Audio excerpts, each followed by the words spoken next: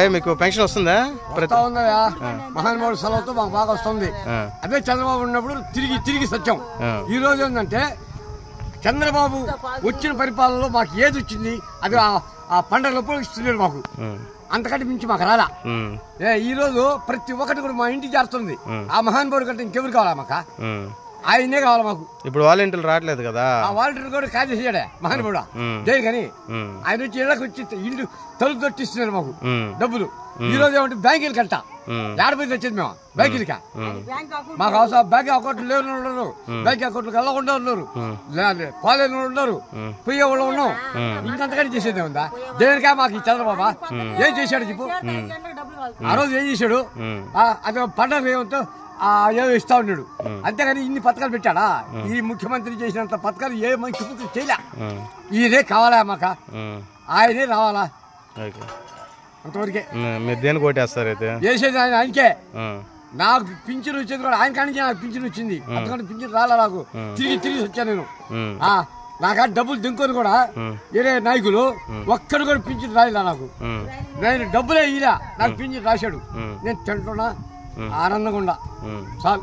ఆ మహానుభావుడే రావాలి నాకు.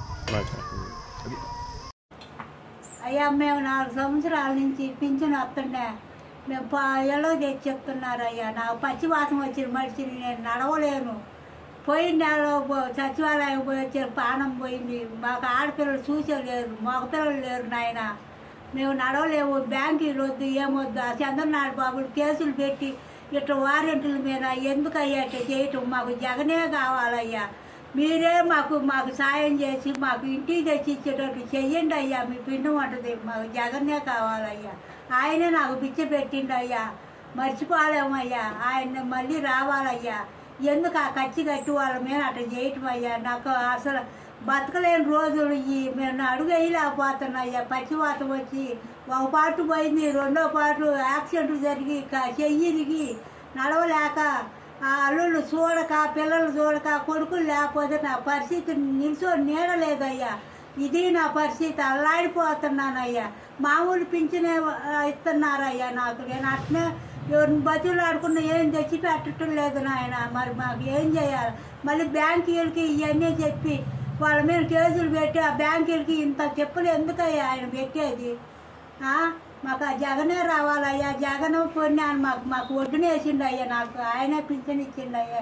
మళ్ళీ మాకు ఇంటికి తెచ్చి ఇచ్చేటట్టు మీరు పుణ్యం కట్టుకొని సాయం చేయండి అయ్యా. మీకు పుణ్యం ఉంటుంది అయ్యా. దిక్కులేని పక్షిలాగా నేను అడుగుతున్నాను అయ్యా. నా బోటోళ్ళు ఎంతమందో ఉండారయ్యా, ముసివాళ్ళు, దిక్కులేని వాళ్ళు. అందరికి ఆదరిస్తున్నావు, అన్నం పెడుతున్నావు. ఈ ముసివాళ్ళకి కూడా ఆశ్రయంలో మంచి ఉంటే చేసి మాకు సాయం చేయయ్యా. జగన్ పుణ్యాన్ని మాకు న్యాయం జరుగుద్ది కోరుకుంటున్నాం అయ్యా.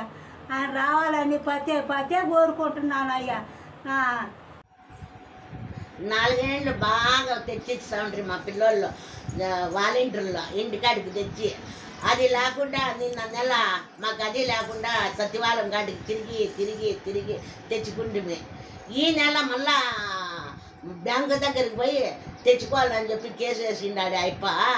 ఇప్పుడు ఈ చంద్రబాబు నాయుడు మాకు లేని ఇబ్బంది పెడతా ఉన్నాడు. ఇప్పుడు మేము జగన్మోహన్ రెడ్డికే గెలిపించుకుంటాము, మా వాలంటీర్కే మేము తెచ్చుకుంటాము.